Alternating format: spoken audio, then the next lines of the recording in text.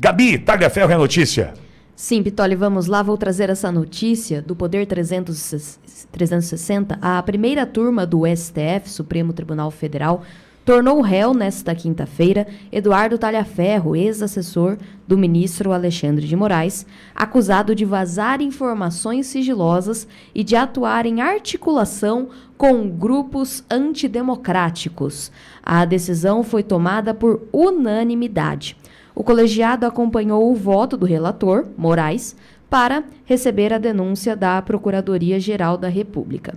Vale dizer que Eduardo Tagliaferro trabalhou na Assessoria Especial de Enfrentamento à Desinformação do Tribunal Superior Eleitoral, sob a presidência do ministro na Corte Eleitoral. Entre maio de 2023 e agosto de 2024, segundo a denúncia, ele tornou públicos diálogos sigilosos de servidores do STF e do TSE e com a intenção de obstruir investigações de acordo com a denúncia.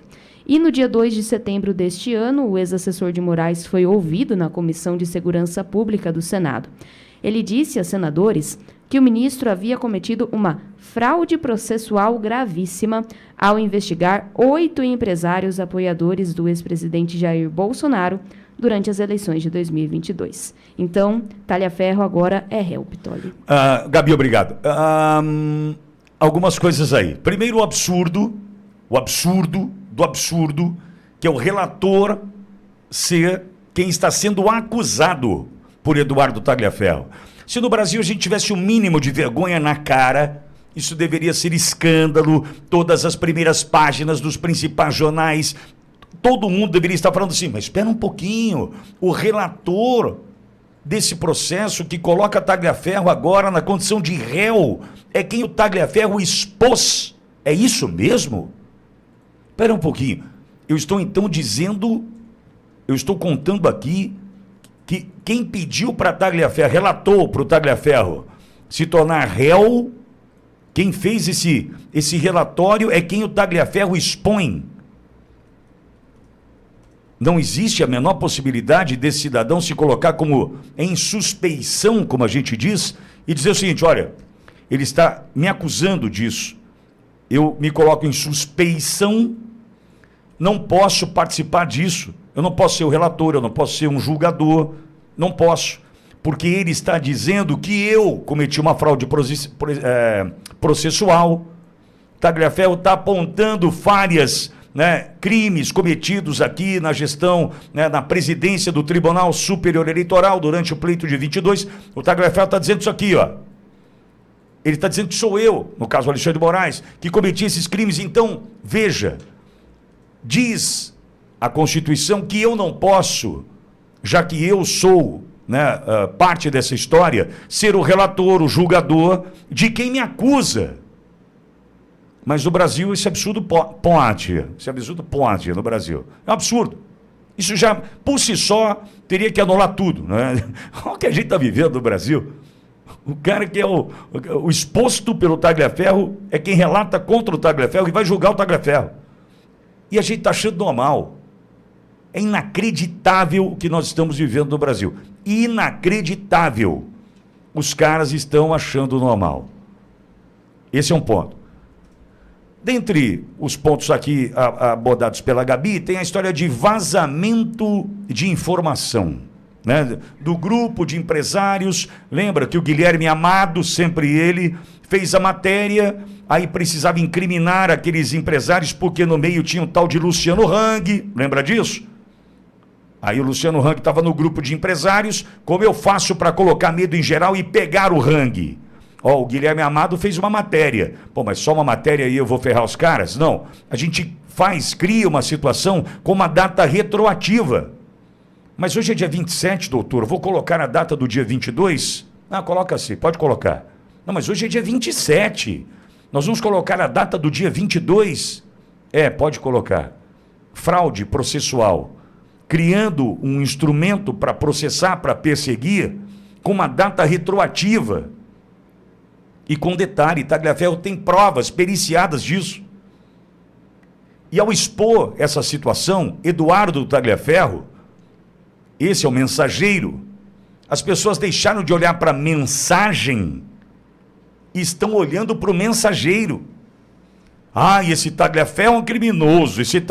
Por que não olham para a mensagem e passem, então, a entender o que está acontecendo no Brasil? Segundo o Tagliaferro, nós temos um ministro que ocupou a posição de presidente do Tribunal Superior Eleitoral, que pede que seja produzida uma peça, não sei, juridiquês não é da minha área, com uma fraude, que é uma alteração da data retroativa. Era dia 27, põe dia 22 aí. Não, dia 22 já foi, faz 5 dias. Estou mandando. Foi isso que o Tagliaferro expôs. Foi isso que o Tagliaferro expôs. Agora, expor conversas, salvo engano, dias atrás vazou, e ninguém me contou como, conversa Eduardo Bolsonaro com Silas Malafaia, Malafaia com Bolsonaro. Isso pode vazar no Brasil? É isso? Então, quando é de interesse da turminha suja, vaza. Quando não é de interesse, é crime. O Chico e o Francisco não estão se entendendo, né? Está ficando cada vez mais óbvio para todos nós que o Chico e o Francisco não estão se entendendo. O Chico e o Francisco estão batendo cabeça no Brasil. Por quê? Porque vazar conversas de Eduardo Bolsonaro, Silas Malafaia e o presidente Bolsonaro, pode. Essas conversas do Alexandre de Moraes no grupo, não pode. O Chico e o Francisco vão ter que se entender. Ou a gente vai... Eu não sabia que a gente tem 2 constituições, 2 códigos de processo penal. Como é que é isso? Que Brasil é esse? Que Brasil é esse? Aliás, quando se fala de vazamento, né, eu trato da seguinte forma essa questão de vazamento. Eu olho para essa questão e penso o seguinte: a gente vive disso, né? Nosso negócio é comunicação, a gente tem as redes sociais da Ouriverde, sempre se ferrando, sempre em shadow ban, sempre com problemas. Ok. A gente vive disso. A gente sabe quanto vale um like. Não para você que dá o like, lá o joinha, mas o engajamento, como reverbera isso nas redes, como mostra a relevância do nosso trabalho. Por isso eu peço seu joinha. Agora, esse aqui é um trabalho que não tem vazamento, aqui você não tem aquele sensacionalismo, né, de atenção, bomba, urgente, assista esse vídeo até o fim. A gente não faz isso, nunca, jamais, a gente não faz isso, não é o perfil da Ouriverde. Agora, quanto ganha um veículo de comunicação que tem, por exemplo, em suas mãos o furo, como falam, né, o furo de reportagem no vazamento de uma conversa de Eduardo Bolsonaro, Silas Malafaia e Jair Bolsonaro? Quanto ganha aquele veículo de comunicação que recebeu esse vazamento e publicou? Quantos compartilhamentos, quantos likes, quantos comentários? Tudo isso é dinheiro. E eu sempre perguntei o seguinte: quem é que lucrou com esse vazamento? Olha, vazou aqui da Polícia Federal. Vazou? Ou alguém entregou para o veículo de comunicação, alguém foi remunerado pelo vazamento, porque aquele veículo ganhou muito dinheiro com o vazamento. Era só um parêntese. Mas voltando a Tagliaferro, o absurdo fica aqui registrado. O exposto é o relator e é o julgador. Acredite se você quiser. E parece que está tudo normal no Brasil. Está tudo normal. Então, o exposto relata e julga. E o Beto Simonetti está tudo bem. Nenhuma novidade.